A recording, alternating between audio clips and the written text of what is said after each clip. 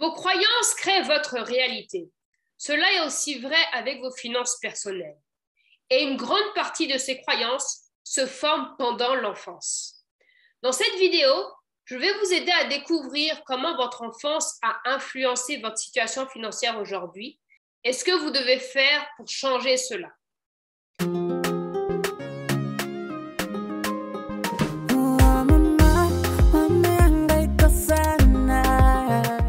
Salut, c'est Malika Sani de l'Université de l'Argent.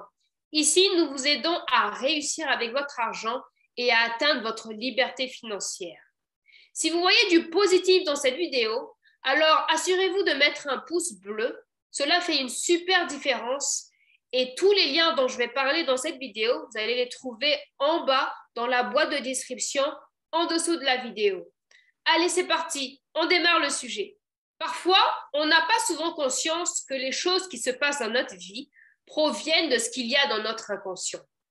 Parfois, on prend des croyances comme des vérités et cela se manifeste en réalité.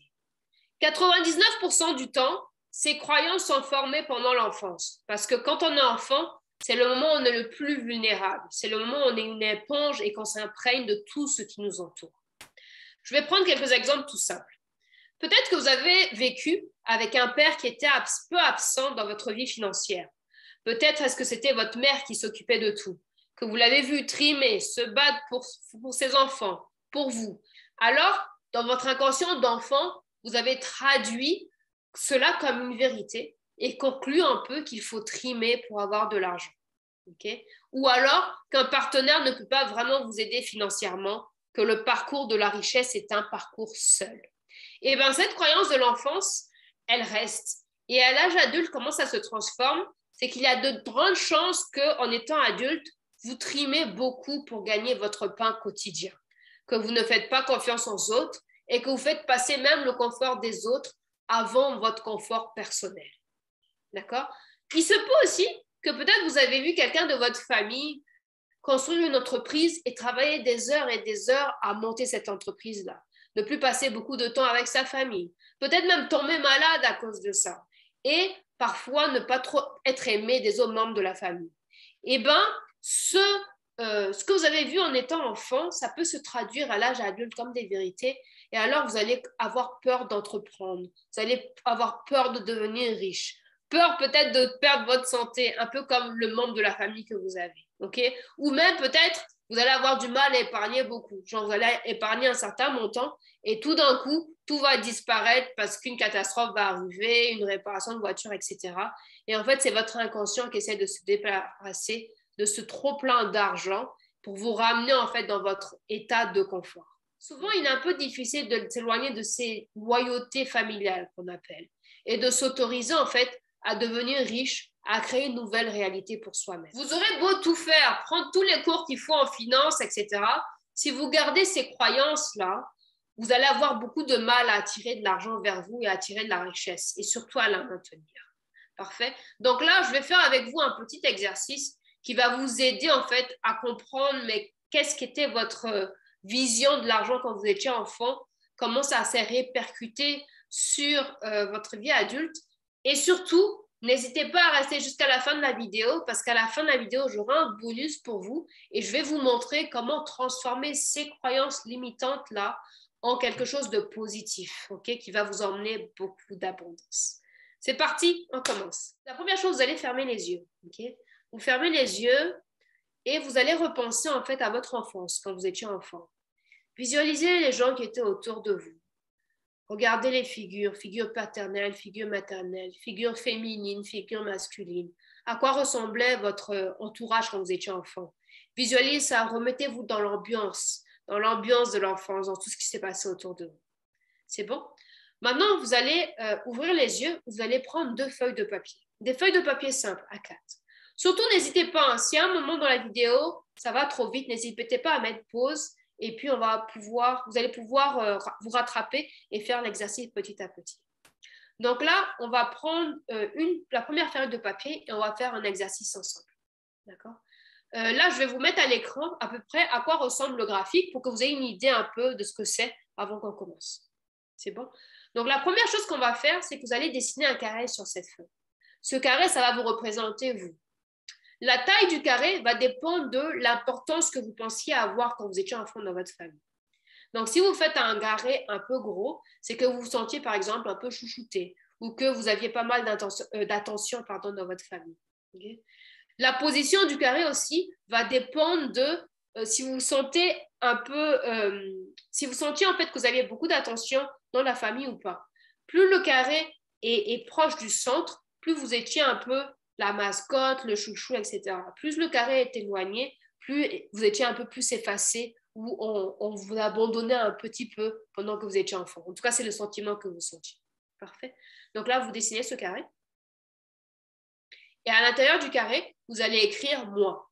Donc, on fait ça juste pour pouvoir se souvenir de ce que représentent les graphiques. Ça va aider en fait après à l'analyse. C'est fait? Parfait. Donc, sur cette même feuille, maintenant, on va dessiner des cercles. Et en fait, les cercles vont représenter en fait les figures féminines dans votre famille.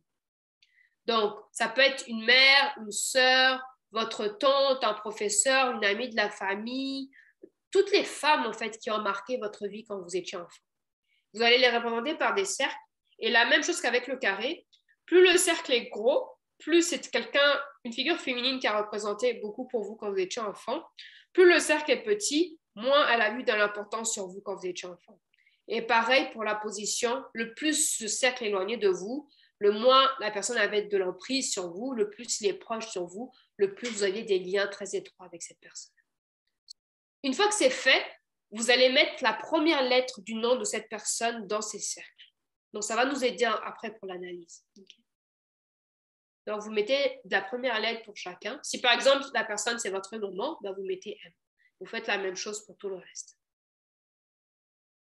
Okay. N'hésitez pas. Hein. Si c'est trop rapide, mettez pause, faites, et puis après, vous remettez plein. On va passer à la deuxième étape. Là, on va dessiner toutes les figures masculines de votre vie. Et cette fois-ci, on va utiliser des triangles pour les représenter.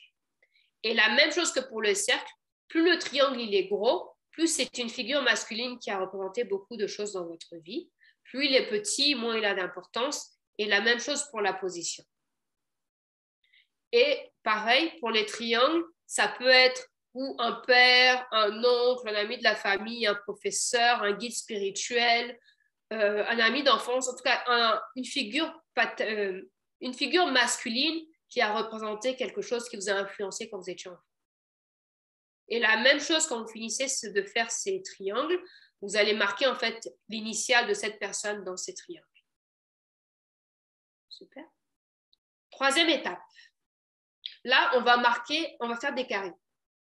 Et ces grands carrés, vous allez les placer en haut de la fenêtre. Je vous remets un peu le graphique pour que vous voyez un peu où on en est. Okay. Et donc, ces grands carrés vont être en haut de la feuille, en fait, et ils vont représenter des événements, en fait, qui se sont passés dans votre vie quand vous étiez enfant et qui vous ont influencé. Ça peut être, par exemple, une guerre, de la violence domestique, un père alcoolique, une séparation, une maladie, une mort, quelque chose, en tout cas, qui vous a influencé pendant votre enfance, qui était un événement. Et ça, vous placez ça en haut de la feuille. Et pareil, plus le carré est gros, plus il a eu de l'importance dans votre vie. Plus le carré est petit, plus ça n'a pas eu trop d'importance, mais quand même, c'était significatif. Donc, après les carrés, ce qu'on va dessiner, on va dessiner ce que moi j'appelle des événements, des personnes fantômes. Donc, en fait, c'est des gens qui ont eu de l'influence sur votre vie quand vous étiez enfant, mais en fait, qui n'étaient pas en vie, okay? Qui n'étaient pas vraiment présents. Donc, ça peut être, par exemple, un grand-père qui est décédé peut-être avant votre enfance ou très peu après votre naissance, mais qui a eu de l'influence sur comment, en fait, était votre vie quand vous étiez enfant. Ça peut être aussi un parent très lointain, peut-être qui vivait dans un autre pays, qui a très peu eu de présence physique par rapport à vous, mais qui a eu une influence dans votre vie. Ça peut être aussi une guerre, par exemple, si on parle d'événements. Une guerre qui s'est passée avant que vous naissiez, mais qui a une influence en fait sur votre vie. D'accord? Donc ça, vous dessinez les événements, les personnes fantômes. Et pour les représenter, ceux-ci, on va les dessiner en pointillés. Donc par exemple, si c'est une personne fantôme, si c'est un monsieur fantôme, vous allez dessiner un triangle mais en pointillé. La même chose si c'est une figure féminine fantôme, un cercle en pointillé. Et la même chose pour un événement en pointillé. Parfait. Super, super. Donc là, il va nous rester 2 étapes, ok? Et après, on va analyser votre graphique. L'avant-dernière étape, vous allez marquer un signe du dollar sur toutes ces personnes-là qui se placent sur votre graphique. Donc, le signe du dollar, il représente en fait la relation de l'argent de ces personnes-là.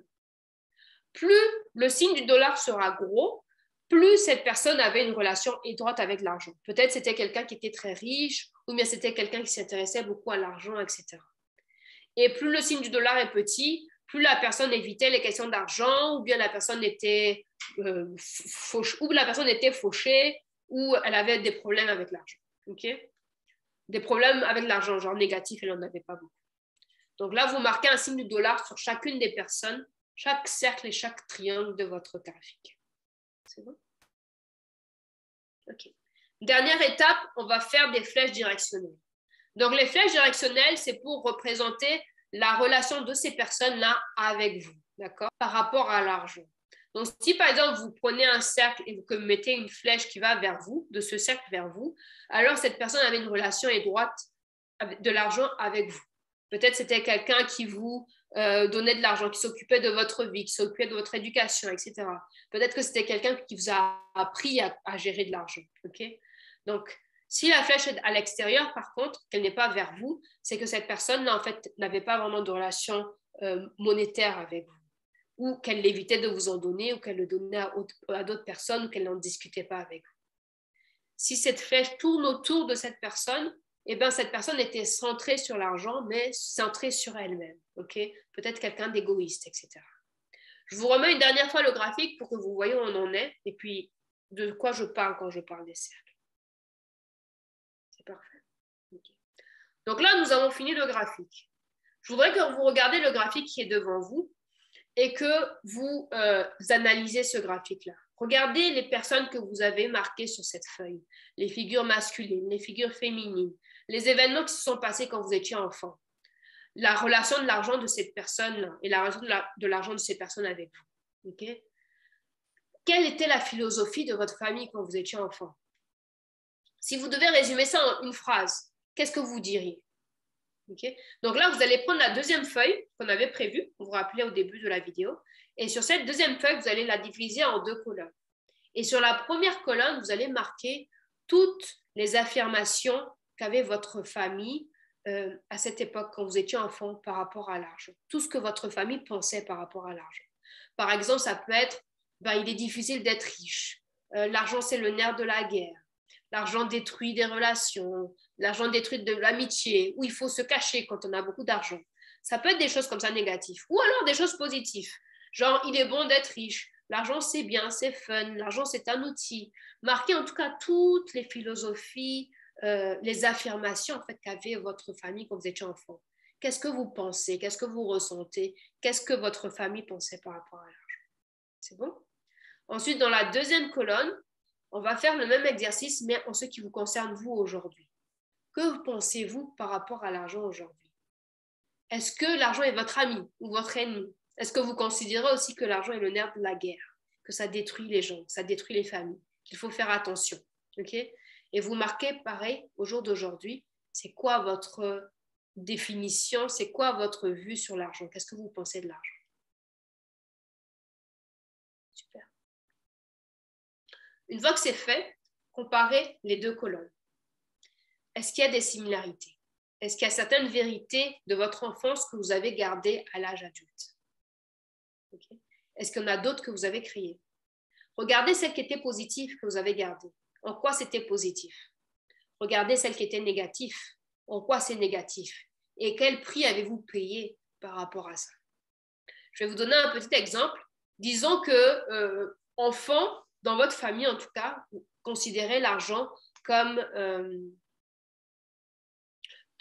considérez que, par exemple, que l'argent, qu'il fallait travailler fort et dur pour gagner de l'argent. Et bien ça, c'est un aspect positif et négatif. Le positif, à l'âge adulte, ça peut être que vous allez être très prudent avec l'argent parce que vous savez que ça prend du temps pour gagner, donc vous allez faire très attention. Ça peut être positif parce que ça montre que vous êtes responsable un peu par rapport à votre argent. L'aspect négatif, par contre, ça peut être que si vous considérez qu'il faut travailler dur pour avoir de l'argent, vous allez trimer beaucoup dans votre vie pour avoir cet argent-là. Travailler comme un âne. pour pas grand-chose et considérez que de l'argent, beaucoup qui vient facilement et de l'argent facile, peut-être qu'il n'est pas mérité. Donc, tant que vous ne vous tuez pas à la tâche, pour vous, ce sera un argent qui n'est pas bien gagné. D'accord? Donc, faites ce même exercice-là. Regardez qu'est-ce qui était positif que vous avez gardé et qu'est-ce qui était négatif et c'est quoi le prix que vous avez payé pour les choses négatives. C'est bon? Ok, parfait. Donc, là, super pour ceux qui sont arrivés jusqu'à cette étape de la vidéo. Là, on va parler, je vais vous donner le bonus, ok? Comme je vous avais promis au début de la vidéo. Maintenant que vous savez votre scénario financier et ce que vous pensiez quand vous étiez enfant, la question qu'on peut se poser, c'est OK, maintenant que je sais mes croyances, je sais mes limitations par rapport à l'argent, comment est-ce que je fais pour changer ces croyances-là? Eh bien, je vais vous aider. Ce qu'on va faire, en fait, vous allez reprendre la liste de vos croyances, de vos hérités que vous avez gardées, et vous avez gardé toutes celles qui sont négatives, pour lesquelles vous avez eu un prix à payer. Et l'objectif, c'est de changer ces croyances négatives-là en croyances positives. Je vais vous donner un autre exemple. J'aime bien parfois donner des exemples concrets et des exemples même sur moi. Comme ça va vous aider en fait à comprendre les concepts et à vraiment les intégrer en fait dans votre tête. Okay? Donc par exemple, moi quand j'étais enfant, j'ai vu un membre de ma famille vraiment trimer par rapport à de l'argent, travailler dur, avoir une entreprise, gagner de l'argent. Et en conséquence, en fait, j'ai vu que de plus en plus, cette personne en fait avait des problèmes de santé, n'était pas beaucoup aimé aussi par la famille, était un peu éloigné, etc. Et cette vérité que j'ai pris et mis dans mon inconscient que j'étais enfant, à l'âge adulte commence à s'être transformée. Et ben j'ai considéré en fait que le plus on gagnait de l'argent, le plus on était riche, le plus potentiellement les gens allaient moins m'aimer, ok, ou que j'allais être mise à l'écart de la société. Donc ce qui fait qu'en fait à l'âge adulte, je ne négociais jamais mes salaires, ne demandais pas d'augmentation de salaire. Et même, souvent, quand j'atteignais un montant d'épargne assez élevé, il y a une catastrophe qui arrivait dans ma vie. Quelque chose qui allait emporter toute mon épargne supplémentaire. Ça pouvait être un accident de voiture, une réparation de voiture, une facture inattendue, une séparation, un licenciement, en tout cas quelque chose qui allait venir en catastrophe et qui allait enlever en fait ce trop-plein d'argent-là pour me remettre dans ma zone de confort, en me disant, OK, si je n'ai pas trop, c'est bon, je suis tranquille, les gens vont m'aimer. Parfait. Et donc, comment est-ce que j'ai changé cette croyance-là en positif? Je me suis dit, OK, j'ai changé cette croyance en me disant, l'argent, c'est une bonne chose. C'est très bien d'être riche. Le plus j'ai d'argent, le plus je peux aider les autres. Le plus j'ai d'argent, le plus je peux inspirer les autres et je peux leur montrer comment faire pareil pour avoir autant d'argent. Donc là, c'est à votre tour. Prenez chacune de vos affirmations, de vos vérités négatives que vous aviez gardées depuis l'enfance ou que vous avez créées à l'âge adulte et changez-la en quelque chose de positif. Super. Et là, votre exercice pour la maison, ce sera une fois que vous avez établi ces croyances positives, là, répétez-les-vous tous les jours pour intégrer ces nouvelles vérités-là dans votre inconscient et changer votre réalité financière en quelque chose de positif. Super? OK. Donc là, c'est la fin de la vidéo. Donc, on a vu ensemble comment analyser votre scénario financier, votre vue par rapport à l'argent quand vous étiez enfant. Et je vous ai montré aussi comment changer ces croyances limitantes-là en quelque chose de positif. Super. Donc, n'oubliez pas de vous abonner à cette chaîne, d'activer la cloche aussi, comme ça, vous allez être au courant de toutes les nouvelles vidéos qu'on met en ligne. Donc, on met une vidéo par semaine en ligne et aussi partager cette vidéo à vos amis, aux membres de la famille, à des gens qui ont besoin de ces conseils-là pour transformer aussi à leur tour leur vie financière. Je vous fais de gros bisous et je vous dis à la prochaine dans la prochaine vidéo. Bye bye!